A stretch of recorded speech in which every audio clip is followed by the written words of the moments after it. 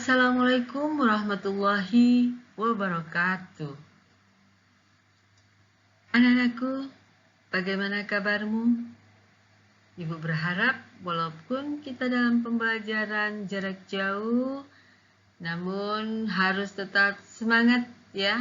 Kita semangat dalam pembelajaran kita pada pertemuan pertama ini dengan materi penerapan Pancasila dari masa ke masa.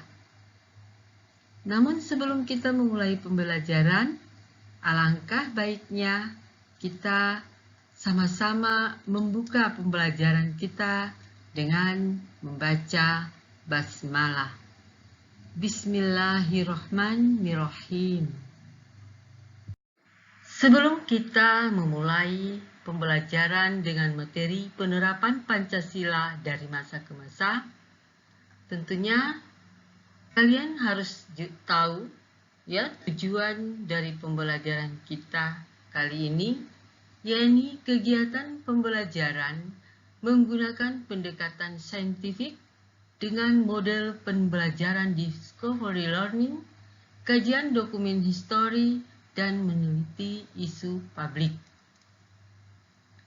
Diharapkan peserta didik dapat mendeskripsikan penerapan Pancasila dari masa ke masa, serta menyajikan hasil telaah penerapan Pancasila dari masa ke masa dalam berbagai kehidupan dalam bentuk hasil analisis secara teliti dan kreatif dengan mengembangkan sikap perilaku jujur, disiplin, tanggung jawab, peduli, toleran, gotong royong, santun, dan percaya diri dalam berinteraksi secara efektif dengan lingkungan sosial dan alam dalam jangkauan pergaulan dan keberadaannya.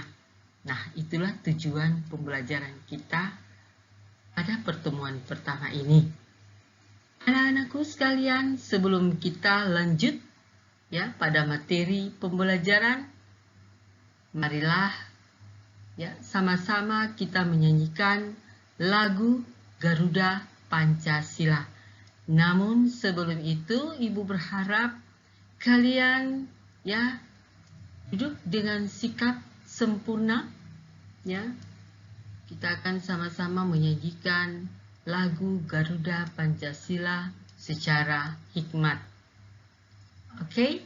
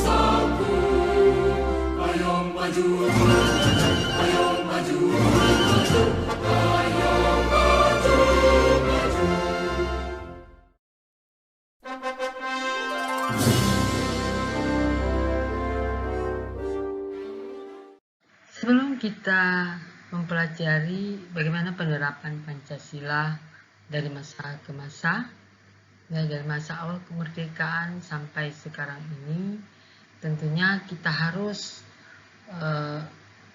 melihat ya bagaimana kedudukan Pancasila sebagai dasar negara dan pandangan hidup bangsa, di mana telah disepakati oleh seluruh bangsa Indonesia.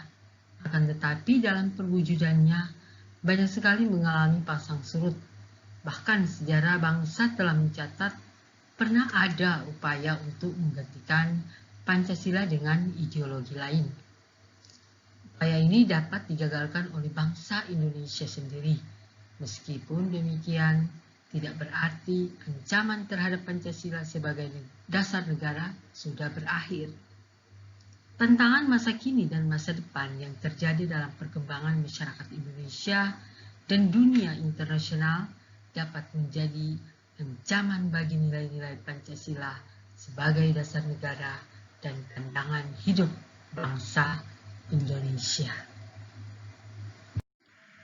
Penerapan Pancasila sejak awal kemerdekaan sampai sekarang ini telah mengalami 3 masa, yaitu dikenal dengan masa Orde Lama, masa Orde Baru, dan masa Reformasi.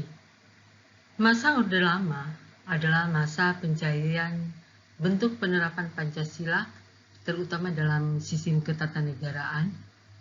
Pancasila diterapkan dalam bentuk yang berbeda-beda pada masa Orde Lama. Nah, masa Orde Lama ini dimulai dari tahun 1945 sampai dengan tahun 1966. Pada masa ini, penerapan Pancasila mengalami berbagai masalah. Ya, ini dapat kita lihat dan dapat kita buktikan dengan adanya pemberontakan-pemberontakan yang terjadi yang bertujuan untuk menggantikan Pancasila dengan ideologi yang lainnya. Nah, oke, kita akan lanjut pada slide berikut tentang pemberontakan PKI. Pemberontakan Partai Komunis Indonesia atau biasa disebut dengan PKI. Pemberontakan ini terjadi 2 kali, yaitu yang pertama pada tanggal 18 September 1948, ya. Pemberontakan ini dipimpin oleh Musso. Dan kedua itu pada tanggal 30 September 1965 yang dipimpin oleh DN Aidit. Nah, ini bisa kalian lihat ya wajah dari Musso dan DN Aidit. Nah, tujuan utama dari pemberontakan ini yaitu ingin menggantikan atau ingin mendirikan negara Soviet Indonesia yang berideologi komunis. Ya, jadi Pancasila, penerapan Pancasila pada masa ini ya ingin digantikan dengan ideologi komunis. Kemudian pemberontakan yang kedua adalah pemberontakan Darul Islam atau Tentara Islam Indonesia. Nah, pemberontakan ini terjadi pada tanggal 17 Agustus 1949 yang dipimpin oleh Sekar Maji Marijan Kartosuwiryo. Ya, kita bisa lihat di samping ini ada gambar Bapak Sekar Maji Marijan Kartosuwiryo. Jadi tujuan pemberontakan ini adalah ingin menggantikan Pancasila sebagai dasar negara dengan syariat Islam. Nah, anak-anakku sekalian, jadi walaupun negara Indonesia sudah merdeka, bukan berarti negara Indonesia itu sudah tidak lagi dijajah. Ya, kalau sebelum kemerdekaan kita dijajah oleh bangsa lain, ya, setelah kita merdeka, kita pun masih dijajah oleh bangsa Indonesia itu sendiri. Ya, jadi penerapan Pancasila ini memang benar-benar ya dirongrong ya, karena ingin diganti dengan ideologi yang berfalsafah pada komunis dan sebagai syariat Islam. Namun kita ketahui bahwa negara Indonesia ini adalah negara yang beragama, yang memiliki bermacam-macam agama. Nah, selain dua pemberontakan yang telah Ibu jelaskan tadi, yaitu ternyata masih banyak pemberontakan-pemberontakan yang terjadi yang tujuannya tetap ingin menggantikan atau merongrong dasar negara kita yaitu Pancasila. Itu di mana terjadi pemberontakan Republik Maluku Selatan yaitu RMS, kemudian ada Pemerintah Revolusioner Republik Indonesia atau PRRI, kemudian ada Perjuangan Rakyat Semesta yang disebut dengan Permesta. Ya, jadi dari ketiga pemberontakan ini sama ya, bertujuan ingin melepaskan diri dari NKRI atau Negara Kesatuan. Nah, sekarang adalah masa Orde Baru. Ya, jadi era baru dalam pemerintahan ini dimulai setelah melalui masa transisi yang singkat yakni antara tahun 1966 sampai 1968, yaitu ketika Jenderal Soeharto dipilih menjadi Presiden Republik Indonesia, dan pada era ini juga disebut sebagai Orde Baru dengan konsep demokrasi Pancasila. Visi utama pemerintahan Orde Baru adalah melaksanakan Pancasila secara murni dan konsekuen. Ya, jadi pada masa ini pemberontakan ya ditandai dengan dibubarkannya pemberontakan komunis Indonesia dengan seluruh ormasnya dan dijadikan sebagai organisasi terlarang di Indonesia. Selanjutnya adalah masa reformasi. Pada masa ini penerapan Pancasila sebagai dasar negara dan pandangan hidup bangsa terus menghadapi berbagai tantangan. Penerapan Pancasila tidak lagi dihadapkan pada ancaman pemberontakan yang ingin menggantikan Pancasila dengan ideologi lain, akan tetapi diperhadapkan pada kondisi masyarakat yang diwarnai oleh kehidupan yang serba bebas. Ini kita lihat tantangan lain dalam penerapan Pancasila di era reformasi, yaitu adanya penurunan rasa persatuan dan kesatuan dalam kehidupan berbangsa dan bernegara. Ya, kita lihat ini ada gambar tawuran antar pelajar dan konflik antar daerah. Juga ada tindakan kriminal ya atau tindakan kekerasan untuk menyelesaikan suatu permasalahan. Ya, Ibu berharap ya kalian sebagai pelajar untuk tidak mengikuti ya kegiatan-kegiatan seperti ini, karena ini akan merusak keutuhan dan kesatuan dari bangsa Indonesia. Anak-anakku sekalian, ini ada pertanyaan. Ya, jadi Ibu ingin mengukur bagaimana pemahaman kalian tentang materi pembelajaran kita kali ini, yaitu di mana kalian akan menjelaskan secara singkat penerapan Pancasila pada masa sekarang ini, itu terkait dengan masa pandemi COVID-19.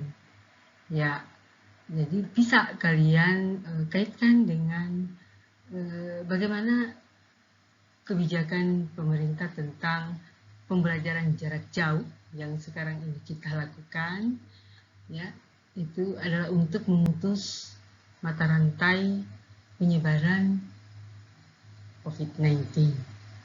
Nah, jadi nanti bisa kalian share di WA.